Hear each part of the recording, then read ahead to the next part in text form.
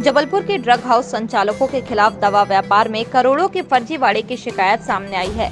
Railway, जिला अस्पताल सहित शहर के बड़े बड़े अस्पतालों के नाम से कम कीमत पर दवाइयां खरीदकर महंगे दामों में दवाएं बेचने के आरोप लगाए जा रहे हैं। शिकायतकर्ता दिनेश पहूजा ने एसपी सिद्धार्थ बहुगुणा के नाम से एडिशनल एसपी संजय अग्रवाल को शिकायत सौंपी है और इसके साथ ही लाखों रुपए के फर्जी बिल एवं अन्य दस्तावेज भी सौंपे गए हैं। शिकायतकर्ता दिनेश पावेल के अनुसार ड्रग हाउस के मालिक महेश केमतानी और नरेश केमतानी ने अस्पतालों में दवाई सप्लाई के नाम पर कंपनियों से कम कीमत पर दवाइयां खरीदी और ये दवाइयां अस्पताल में नहीं भेजी गई, जबकि वहां से खरीद बिक्री के फर्जी दस्तावेज बनवाए गए, जिसमें संबंधित अस्पतालों के मालिक एवं डॉक्टर्स के डुप्लीकेट हस्ताक्षर करके रिकॉर्ड तैयार किया गया। उनके द्वारा किए गए इस फर्जीवाड़े में शहर के नामचीन अस्पताल, जिला अस्पताल और निजी अस्पतालों में दवाई सप्लाई करने का दिखावा किया गया है। इससे शासन को करोड़ों रुपए के राजस्व की हानि पहुंचाई गई और निजी अस्पतालों के फर्जी दस्तावेज तैयार कर करोड़ों रुपए का मुनाफा कमाया गया।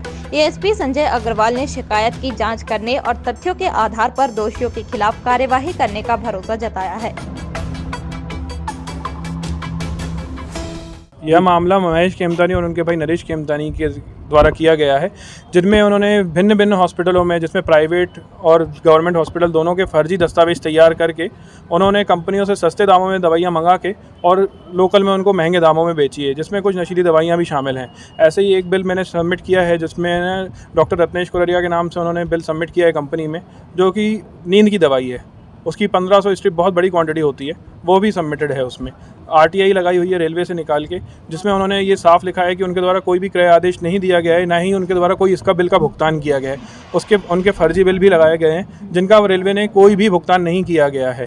फर्जीवाड़ा कैसे? अब वो उनके फर्जी डॉक्यूमेंट उन्होंने खुद ही तैयार किए हैं। उनको मालूम है कि हॉस्पिटल रेट पे कम रेट पे दवाइयाँ आती हैं, तो उन्होंने उस रेट पे दवाइयाँ मंगा के उनको महंगे दामों पे बेचा है। पार्टनर नहीं थे, उन्होंने मुझे पार्टनर बनाने का झांसा दिया था। 2008 से उन्होंने मुझे पार्टनर बनाने का झांसा दिया, जिसके एवज में उन्होंने मेरे से पैसे भी लिए।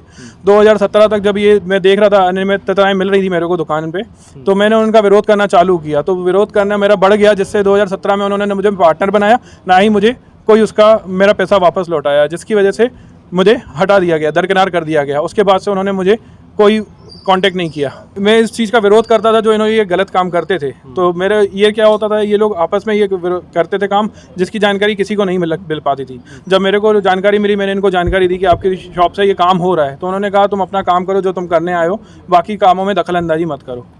इन्होंने बॉम्बे हॉस्पिटल है, जबलपुर में मेट्रो हॉस्पिटल है, जामदार हॉस्पिटल है, अपना जबलपुर हॉस्पिटल है, डॉक्टर रत्नेश कुररिया जी का नाम इस्तेमाल किया है, मेडिकल हॉस्पिटल, रेलवे हॉस्पिटल है, मिलिट्री हॉस्पिटल है, एमपीबी हॉस्पिटल है, जिनके इन्होंने फर्जी डॉक्यूमेंट तैयार किए हैं, जो कि मैंने फाइल बना के अभी सर को दिए। ये सालों से करते आए हैं। मेरे को जुड़े उनसे 2008 से जुड़ा हूँ, तो तब से जानकारी मिली मेरे को। इनका पहले भी ये करते होंगे, तो मेरे को उसकी जानकारी नहीं है, बट जब से मेरे को जुड़ा उसके बाद के डॉक्यूमेंट्स इसमें लगे हुए हैं फाइल में। मूल तक कीमत मतलब करोड़ों का मैटर होगा, ये करोड़ों का होगा।